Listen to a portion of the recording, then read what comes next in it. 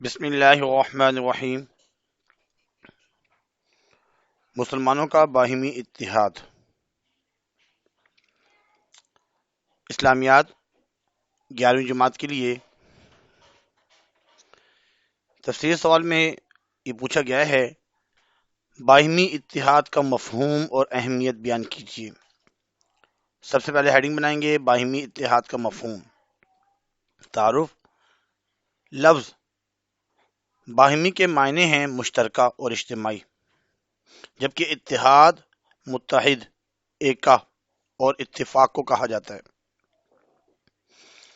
مسلمانوں کے باہمی اتحاد کا مطلب ہے کہ پوری دنیا کے مسلمان اپنی مشکلات، مصائب، چیلنجوں کا مقابلہ کرنے کے لیے ایک دوسرے کی بات سنیں، اسلام کی متفقہ رائے کو مشترکہ تشریح میں پیش کریں اور مستقبل کے حالات کو بہتر طریقے سے سنبھال سکیں۔ اللہ تعالیٰ نے انسان کو فطرت اور ان کے مزاج مختلف بنائے ہیں۔ اللہ تعالیٰ نے انسان کی فطرت اور ان کے جو مزاج ہیں مختلف بنائے ہیں۔ باہمی اتحاد کی اہمیت۔ ہر انسان کے خیالات، رائے، کردار، عادات اور طریقے مختلف ہوتے ہیں۔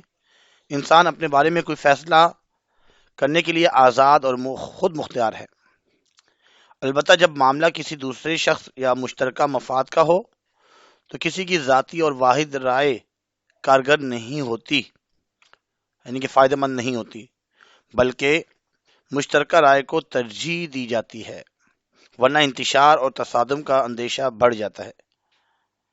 اسلام میں باہمی تعاون، ہمدردی، مشاورت اور باہمی اتحاد پر زور دیا گیا ہے، کیونکہ ان چیزوں سے عزت، وقار اور اللہ تعالیٰ کی خوشنودی حاصل ہوتی ہے۔ باہمی اتحاد قرآن کی روشنی میں اللہ تعالیٰ فرماتے ہیں، اور سب مل کر اللہ کی ہدایت کی رسی کو مضبوط پکڑو، وَاعْتَصِمُوا بِحَبْلِ اللَّهِ جَمِيعًا وَلَا تَفَرَّقُوا۔ باہمی اتحاد حدیث کی روشنی میں حضور صلی اللہ علیہ وسلم نے فرمایا، مومن مومن کے لیے دیوار کی مانند ہے۔ آپ صلی اللہ علیہ وسلم نے دونوں ہاتھوں کی انگلیوں کو آپس میں ملا کر فرمایا، اس طرح ایک دوسرے کو تقویت دیتے ہیں۔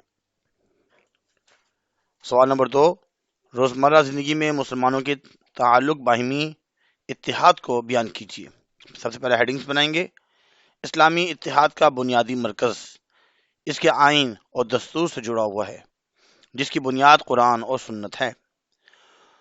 روزانہ باجماعت نماز، ہفتے میں جمعے کی اجتماعات، سال میں 2 عیدوں پر میل جول، حج کا بین الاقوامی اجتماع مسلمانوں کے درمیان اتحاد اور اتفاق کی عظیم مثالیں ہیں۔ مسلمانوں سے متعلق تمام جماعتوں، اداروں اور ریاستوں اور ممالک کو مشترکہ مسائل پر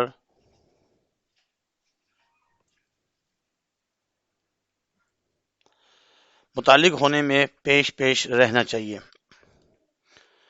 اسلام اتفاق اور اتحاد کا درس۔ اسلام ایک عظیم دین ہے۔ اس کے اہم ترین اصول، امتیازات اور قواعد میں شامل ہے کہ مسلمانوں کو حق پر جمع کیا جائے اور دلوں میں باہمی الفت ڈالی جائے۔ یہ اللہ کی اتنی بڑی نعمت ہے کہ اس کا احسان اللہ تعالیٰ نے اپنے بندوں پر جتلایا اور فرمایا، ان کے دلوں میں باہمی الفت بھی اسی نے ڈالی۔ زمین میں جو کچھ ہے اگر آپ سارے کا سارا بھی خرچ کر ڈالتے تو بھی ان کے دل آپس میں نہ ملا سکتے تھے۔ یہ تو اللہ ہی نے ان میں الفت ڈال دی، وہ غالب حکمت والا ہے۔ دنیا میں کامیابی و کامرانی۔ اتحاد سے مسلمانوں کو دنیا میں کامیابی و کامرانی نصیب ہوتی ہے۔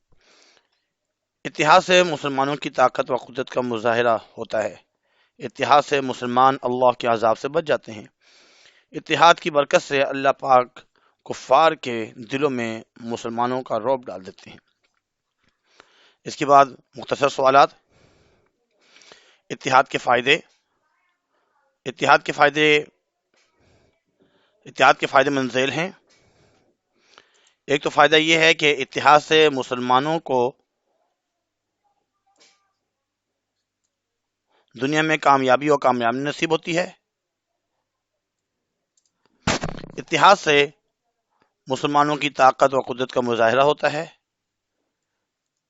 اتحاد سے مسلمان اللہ کے عذاب سے بچ جاتے ہیں۔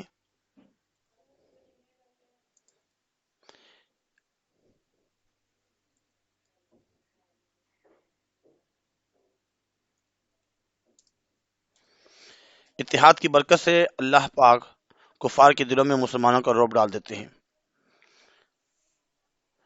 اس کے بعد سوال نمبر 2، اسلام اتفاق اور اتحاد کیوں سکھاتا ہے؟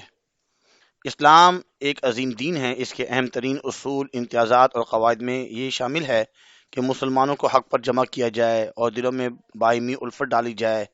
یہ اللہ کی اتنی بڑی نعمت ہے کہ اس کا احسان اللہ تعالیٰ نے اپنے بندوں پر جتلایا اور فرمایا۔ جو قرآن کی آیت ہے ابھی پڑھی گئی۔ مسلمانوں کے اتحاد کی کیا صورتیں ہیں؟ اسلامی اتحاد کا بنیادی مرکز اس کے آئین اور دستور سے جڑا ہوا ہے، جس کی بنیاد قرآن و سنت ہے۔ روزانہ باجماعت نماز اور اس کے علاوہ جمعہ، عیدین، حج وغیرہ، یہ تمام جو ہے اتفاق اور اتحاد کی مثالیں ہیں۔ MCQs: ایک رائے پر متفق نہ ہونے سے ہوتا ہے جھگڑا۔ اللہ کی رسی کو مضبوطی سے پکڑے رہنا اور فرقے میں نہ ہونا۔ وَاعْتَصِمُوا بِحَبْلِ اللَّهِ جَمِيعًا وَلَا تَفَرَّقُوا۔ اس میں یہ قرآن مجید کی ایک آیت ہے۔ اس کے بعد نمبر 3 ہے، اسلامی اتحاد کی بنیاد ہے قرآن اور سنت۔ قرآن اور سنت۔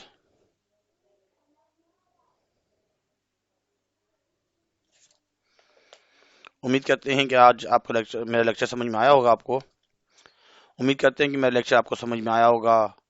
آپ نے چینل سبسکرائب کیا ہوگا، اگر نہیں کیا تو برائے مہربانی چینل کو بھی سبسکرائب کیجیے، لائک بھی کیجیے اور دوسروں کو شیئر بھی کیجیے۔ اللہ سے دعا گو ہیں کہ اللہ تعالیٰ عمل کرنے کی توفیق عطا فرمائے۔ جو کمی کوتاہی رہ گئی ہے اللہ رب العزت اپنے فضل و کرم سے اسے پورا فرمائے۔ آسان ہیں، کوئی اسلامیات کو مشکل نہیں ہے۔ ان کے سوالات کو یاد کرنا ہوتا ہے، قرآن آیات کو، احادیث کو، ان کی ترجمے وغیرہ جو ہے عربی اگر یاد نہیں کرنی ہوتی لیکن ترجمے یاد کرنے ہوتے ہیں، پیپر میں ترجمے لکھنے ہوتے ہیں۔ MCQs کو ایک مرتبہ پڑھنا ہوتا ہے۔ MCQs تو بظاہر آسان ہے لیکن اگر غور سے پڑھا جائے تو انشاءاللہ MCQs میں پورے نمبر آ سکتے ہیں۔ اللہ سے دعا گو ہیں کہ اللہ تعالیٰ ہمیں عمل کرنے کی توفیق عطا فرمائے۔ وما علینا الا البلاغ المبین۔ جزاکم اللہ خیر فاحسن الجزا۔